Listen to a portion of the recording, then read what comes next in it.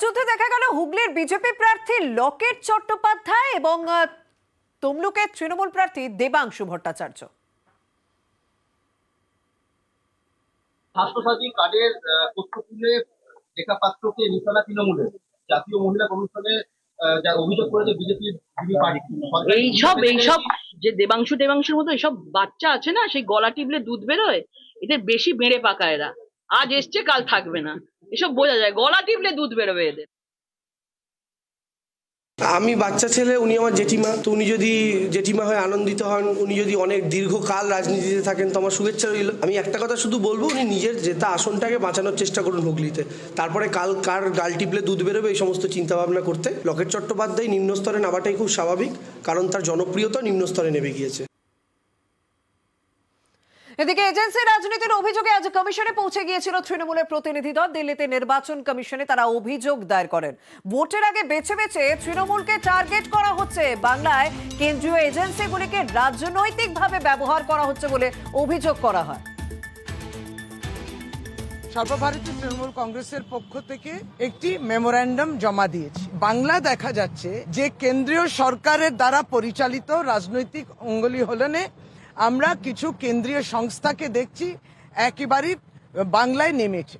আমাদের প্রার্থী রয়েছেন মহুয়া মৈত্র, রাজ্যের মন্ত্রী রয়েছেন বীরভূমের চন্দ্রনাথ সিনহা, কলকাতা পৌরসভার কাউন্সিলর জুই বিশ্বাস। এদের বাড়িতে হানা দিচ্ছে সিবিআই ইডি, তাকে প্রচার থেকে বিরত থাকার জন্য নানান এই সমস্ত কৌশল।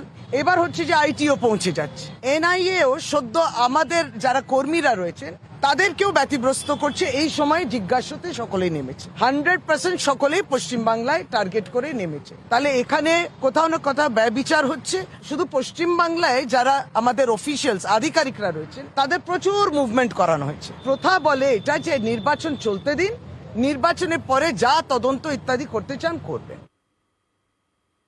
এদিকে তৃণমূলকে পাল্টা কটাক্ষ সুকান্ত মজুমদারের।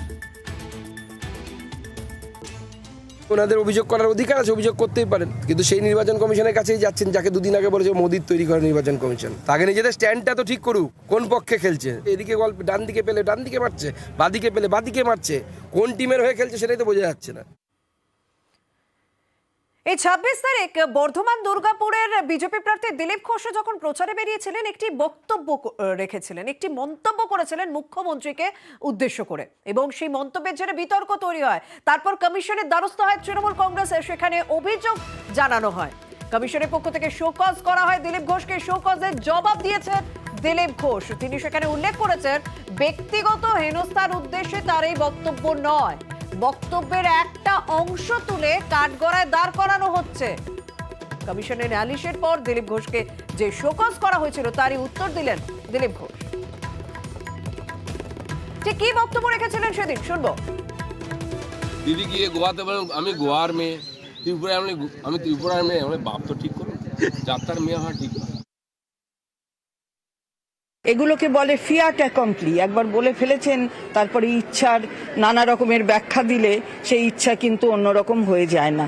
আমরা এবার দেখব যে নির্বাচন কমিশন, উনি উত্তর দিয়েছেন, নির্বাচন কমিশন কি স্টেপ নেয়। তা আমরা আমাদের কথায় বলেছিলাম যে উনি এই কথাগুলো বলেছেন কি বলেননি, বলে থাকলে এটা তো অমার্জনীয় অপরাধ। উনি এখন যতই ব্যাখ্যা দিন, ওই যে বললাম বলা হয়ে গেছে, উনি ওনার শোকজের জবাব দিয়েছেন, সেটা উনি কজ দেখিয়েছেন। এই কজটা কতটা গ্রহণযোগ্য সেটা তো নির্বাচন কমিশন দেখবে, আমরাও দেখছি।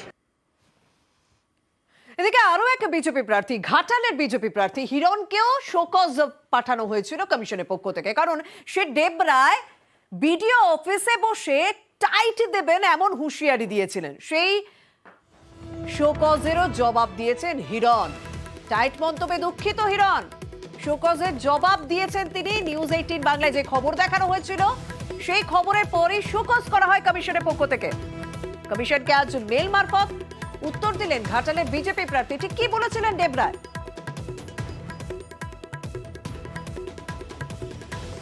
ডেবরায় বলেছিলেন যে টাইট দেবেন, এরকম একটা হুঁশিয়ারি হুমকি দিয়েছিলেন, কিন্তু আজ এই মেল মারফত উত্তর দেওয়ার পর হিরণ কি বলছেন শুনুন। মানুষকে রুখে দাঁড়াতে হবে, মানুষকে প্রতিরোধ গড়ে তুলতে হবে। এটাই আমি বলেছি। আপনি নির্বাচন কমিশন নিয়ে যেটা আমাকে প্রশ্ন করবেন, গতকাল একটা উত্তর পাঠিয়েছি। নির্বাচন কমিশন ভালো করে শোনেননি। আমি বলেছি, বারবার বলেছি, ভালো পুলিশ অফিসার আছে, তাদেরকে আমি সম্মান করি, তাদেরকে আমি শ্রদ্ধা করি। বহরমপুরের তৃণমূল কংগ্রেস প্রার্থী ইউসুফ পাঠান তার প্রচারের জন্য বিভিন্ন জায়গায় বিভিন্ন ছবি লাগানো হয়েছে। একটা জায়গায় ছবি রয়েছে যেখানে ইউসুফ পাঠান তিনি ওয়ার্ল্ড কাপটা হাতে ধরে রয়েছেন, পাশে সচিনেরও ছবি রয়েছে। সেই নিয়ে কিন্তু কংগ্রেসের পক্ষ থেকে নির্বাচন কমিশনের দ্বারস্থ হয়েছেন এবং তারা অভিযোগ করেছেন যে কোথাও একটা বিধি ভঙ্গ হচ্ছে। আপাতত নির্বাচন কমিশনের পক্ষ থেকে সেই ছবি সরিয়ে ফেলতে বলা হয়েছে, কারণ সচিন হচ্ছেন আইকন, সেই কারণে আপাতত এই ছবি সরিয়ে ফেলার নির্দেশ দেওয়া হয়েছে নির্বাচন কমিশনের পক্ষ থেকে, জাতীয় নির্বাচন কমিশনের পক্ষ থেকে।